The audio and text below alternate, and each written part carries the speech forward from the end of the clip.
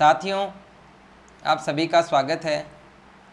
आज हम हिंदी व्याकरण में अव्यय या जो अविकारी शब्द हैं उनके प्रश्न उत्तर करने वाले हैं। इससे पिछली कक्षा में हमने अव्यय के बारे में पढ़ा, क्या होता है अव्यय, कितने भेद होते हैं, इनके बारे में सारी जानकारी की हमने। आज उसके जो प्रश्न उत्तर हैं वो करेंगे हम। तो शुरू करते हैं। देखेंगे पहला प्रश्न स्क्रीन पर आप देखेंगे, वे शब्द जो लिंग, वचन, काल, पुरुष आदि से परिवर्तित नहीं होते कहलाते हैं। यानी ऐसे शब्द जो लिंग, वचन, काल का मतलब समय, और पुरुष में उत्तम, मध्यम और अन्य 3 प्रकार के पुरुष हैं, उनसे परिवर्तित नहीं होते, वो क्या कहलाते हैं। इसके विकल्प हैं विकारी शब्द, अविकारी शब्द, वाच्य और वर्ण। तो वो होते हैं अविकारी शब्द, और अविकारी शब्द को ही हम क्या कह सकते हैं, अव्यय कहते हैं। यानी अव्यय या अविकारी शब्द ऐसे ही होते हैं। विकारी शब्द जो होते हैं वो लिंग, वचन, काल, पुरुष इनसे प्रभावित होते हैं, इनके आधार पर वो अपना रूप बदल लेते हैं। जबकि अविकारी शब्द या फिर अव्यय जो लिंग, वचन, काल, पुरुष इनसे प्रभावित नहीं होते और अपना रूप नहीं बदलते हैं। ये रीट में भी एक टॉपिक है ये अव्यय का। अगला जो प्रश्न है वो देखेंगे। अगला प्रश्न है, वे शब्द जो क्रिया की विशेषता बताते हैं कहलाते हैं। बहुत ही सरल प्रश्न है। वे शब्द जो क्रिया की विशेषता बताते हैं कहलाते हैं। इसके 4 विकल्प देखेंगे, क्रिया विशेषण, पदबंध, समुच्चय बोधक अव्यय और निपात। 4 इसके ये विकल्प हैं। तो क्रिया की विशेषता बताने वाले इन चारों विकल्पों में नाम से पता चल गया होगा आपको, क्रिया विशेषण। तो क्रिया की विशेषता बताते हैं, क्रिया से पहले आते हैं, और क्रिया कैसी है, क्रिया किस स्थान पर हो रही है, कब हो रही है, कितनी हो रही है, ये सब बातें वो बताते हैं और क्रिया विशेषण कहलाते हैं। अगला प्रश्न देखेंगे। इसमें क्रिया विशेषण के भेद होते हैं, कितने भेद हैं वो बताने हैं। इसमें संख्या पूछी है, 1, 2, 3 और 4। तो साथियों, क्रिया विशेषण के जो भेद होते हैं वो एक है स्थानवाचक क्रिया विशेषण, दूसरा है कालवाचक क्रिया विशेषण, तीसरा है रीतिवाचक क्रिया विशेषण, और चौथा है परिमाणवाचक क्रिया विशेषण। तो इस प्रकार से इसके क्रिया विशेषण के कितने भेद होते हैं, 4 भेद होते हैं। तो आपका जो उत्तर रहेगा वो विकल्प 4 ये रहेगा। तो इस तरह से क्रिया विशेषण के भेद यदि आपको याद है तो आप इस प्रश्न को कर सकते हैं। आगे बढ़ते हैं। इसमें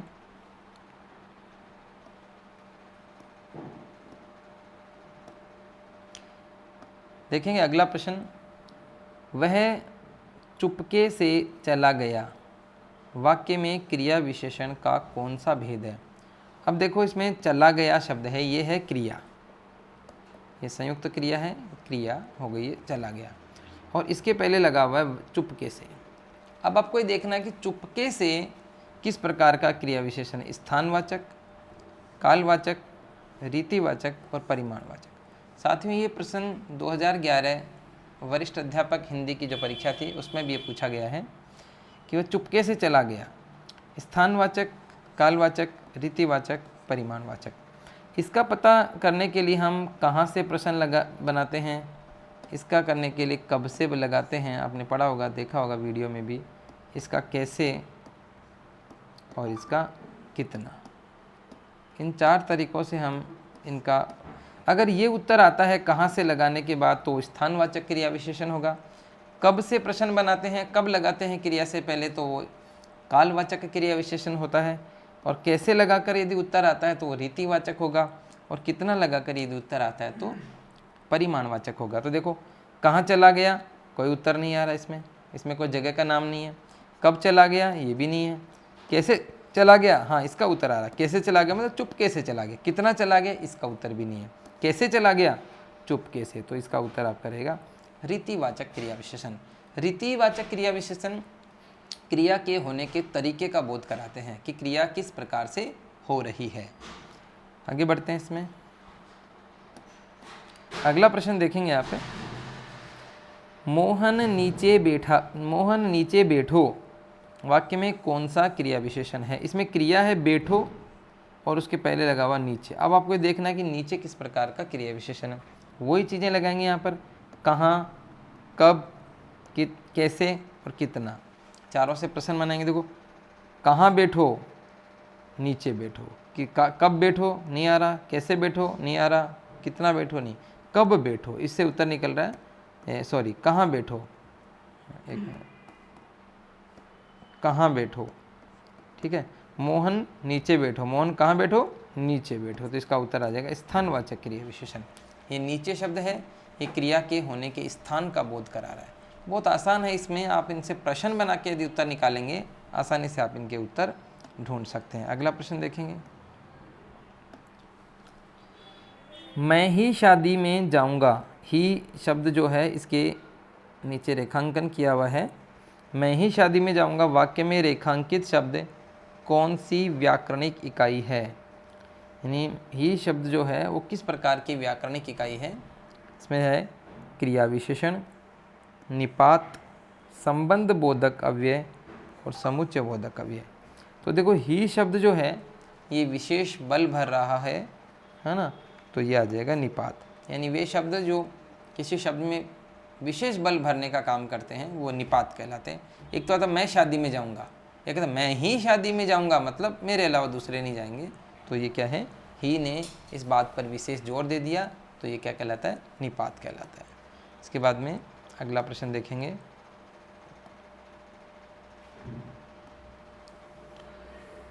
उसने शादी में खाना ज़्यादा खाया। अभी ज़्यादा के रेखांकन करा हुआ है, उसने शादी में खाना ज़्यादा खाया वाक्य में रेखांकित पद में क्रिया विशेषण है।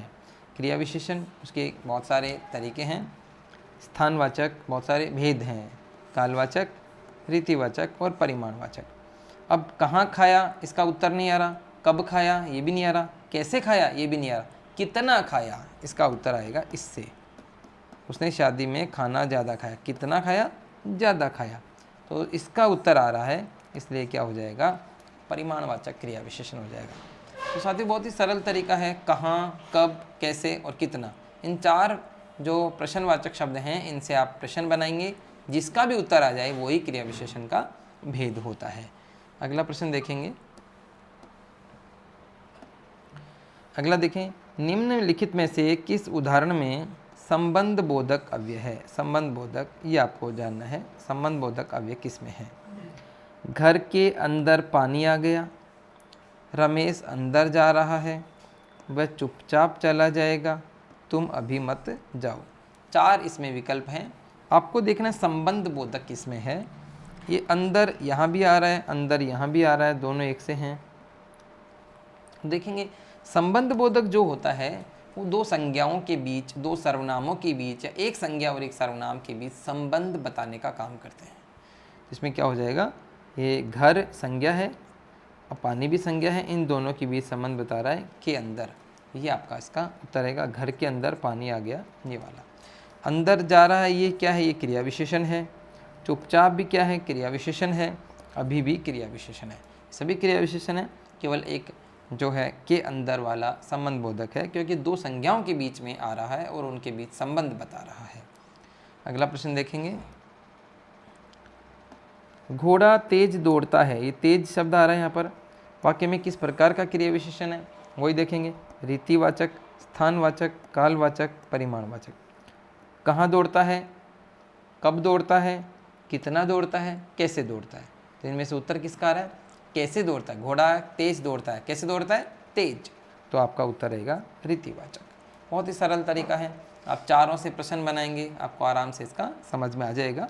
ये इस तरह से हमने इसका उत्तर किया। आगे बढ़ते हैं इसमें हम।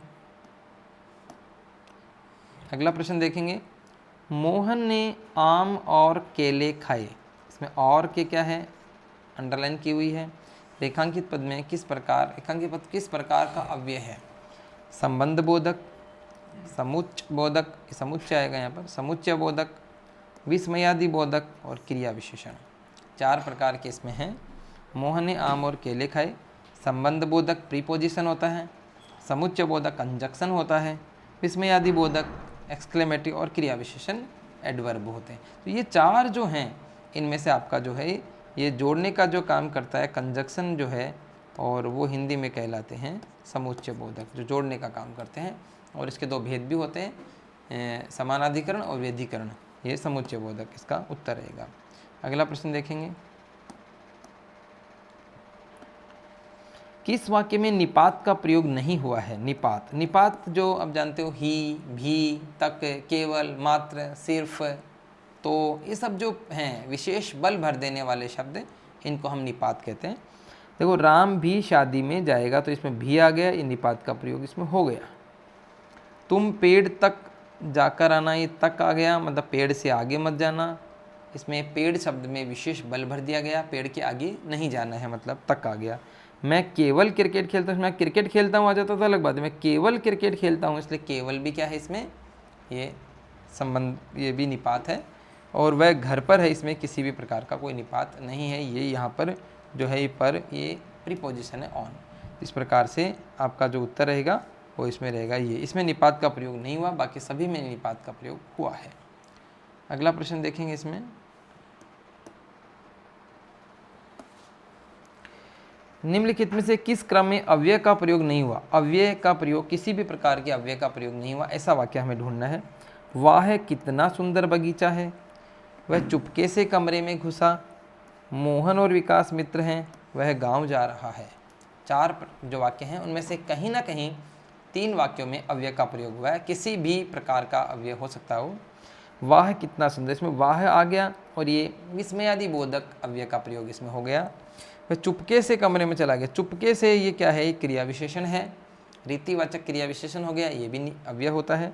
मोहन और विकास मित्र है, तो ये और जो है ये क्या हो गया, ये समुच्चय बोधक अव्यय हो गया। तीन प्रकार के हो गए। वह गांव जा रहा है, इसमें देखो ये कर्ता है, ये कर्म है और ये क्रिया है, किसी भी प्रकार के अव्यय का प्रयोग इसमें नहीं हुआ, तो आपका जो उत्तर रहेगा ये चौथा विकल्प रहेगा।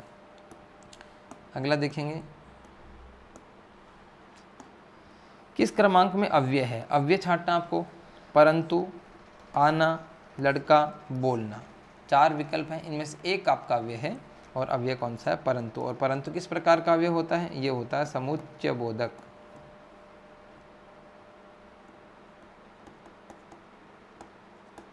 समुच्चय बोधक अव्यय होता है परंतु। ये संज्ञा है, लड़का जातिवाचक संज्ञा है, ये क्रिया है और ये भी क्रिया है, और अव्यय कौन सा है? परंतु है, और इसमें कोई अव्यय नहीं है। इसके बाद अगला प्रश्न देखेंगे, अगला और अंतिम प्रश्न है ये, वह धीरे धीरे चलता है, में धीरे धीरे दो बार आया है धीरे शब्द, वाक्य में किस प्रकार का क्रिया विशेषण है? तो वही इसका पता किससे करेंगे, कहाँ कब से करेंगे, इसका कैसे से, इसका कहाँ से, और इसका कितना से। इन चार का प्रयोग करेंगे। धीरे धीरे चलता है, वाक्य में किस प्रकार का क्रिया विशेषण है? कालवाचक। कब चलता है, कैसे चलता है, कहाँ चलता है, कितना चलता है। कैसे चलता है, कैसे चलता है? धीरे धीरे, तो इसका उत्तर होगा रीतिवाचक क्रिया विशेषण। तो इस प्रकार से साथियों हमने कुछ प्रश्न किए और इनसे कुछ आइडिया भी लगा होगा कि आपको अव्यय की कितनी जानकारी है। बहुत बड़ा टॉपिक नहीं है अव्यय, एक कक्षा में हम अव्यय पढ़ लेते हैं और दूसरे में इसके प्रश्न उत्तर कर लेते हैं। तो इन प्रश्नों को आपने ध्यानपूर्वक सुना, और एक बार आप फिर से अव्यय की वीडियो देखेंगे, इन प्रश्नों को करेंगे, तो आपको ये जो बिंदु है अव्यय वाला बहुत अच्छे से समझ में आ जाएगा। आज की कक्षा के लिए इतना ही, धन्यवाद।